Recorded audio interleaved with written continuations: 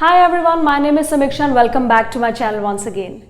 In today's video, I will talk about Task 1 Academic IELTS Writing, and specifically I will discuss about how to write overview. So a lot of students have this question in mind: what is overview, how it is written, and where it should be written. That is the most controversial question. A lot of students ask me every day that, ma'am, whether we should write overview just after introduction or at the end of the task 1.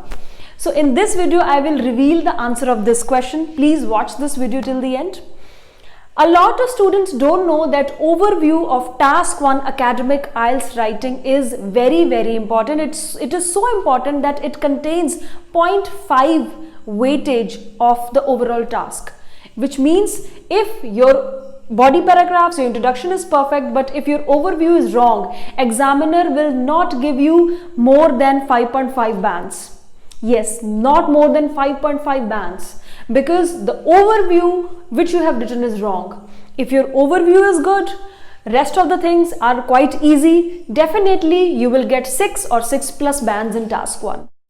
So I always suggest my students to write overview just after the introduction, because an overview is one of the first things an examiner looks for in your task, because it shows them that you can identify most important information from the graph or the given chart, and you can clearly identify the overall trends and comparisons. And even from my personal experience, I have seen that when students write overview just after the introduction, they have more clarity about the task in their mind. Writing overview at the end of the task is not a wrong method, but it is not so impressive as well. So you should always write overview after introduction. So before you start writing your overview, you should know whether your data is dynamic or static. Dynamic means there are lots of years given in the task, for example from 1990 to 2000. So lots of years are given means your data is dynamic, and static data means only 1 or 2 years are given. If your data is dynamic, then the first thing which you need to write is the main trend. Main trend, maybe it could be downward or it could be upward. And the second thing you need to write is increase, decreases, and what remained constant. So let's have a look at the data. Here the task is about the divorce rates in Finland and Sweden. So if I want to write overview of this task, how I will write? The first thing I will write will be overall it can be clearly seen that, and then I will write the main trend. What is the main trend? Main trend can be judged by looking at the final year, which is 2015.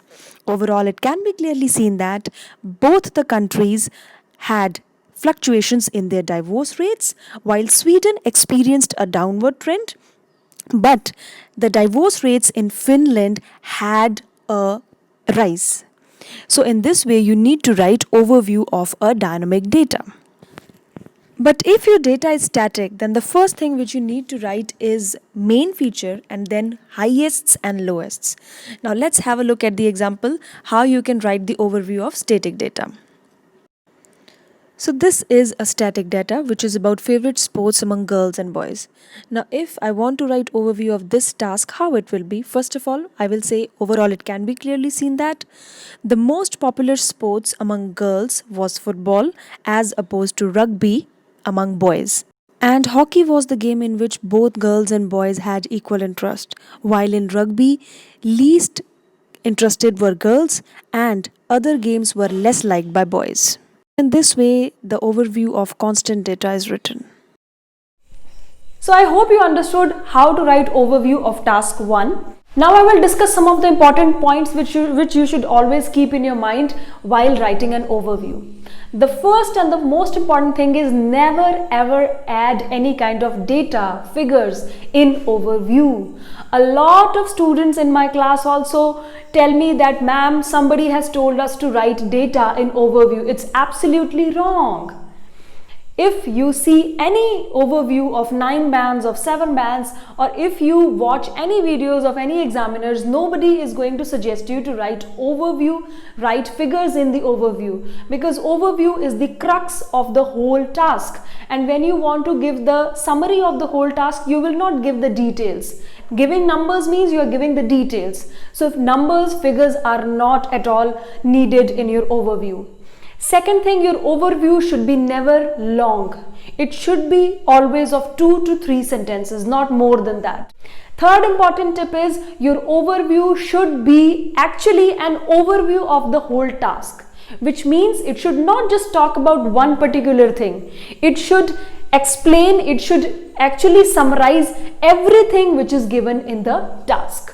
Okay, and your sentences, if you have written 2-3 sentences, your sentences should be properly connected. Hope you like this video. If you have not subscribed to my channel yet, please subscribe it. If you like my videos, please hit the like button. Please keep watching and keep supporting. Thank you so much.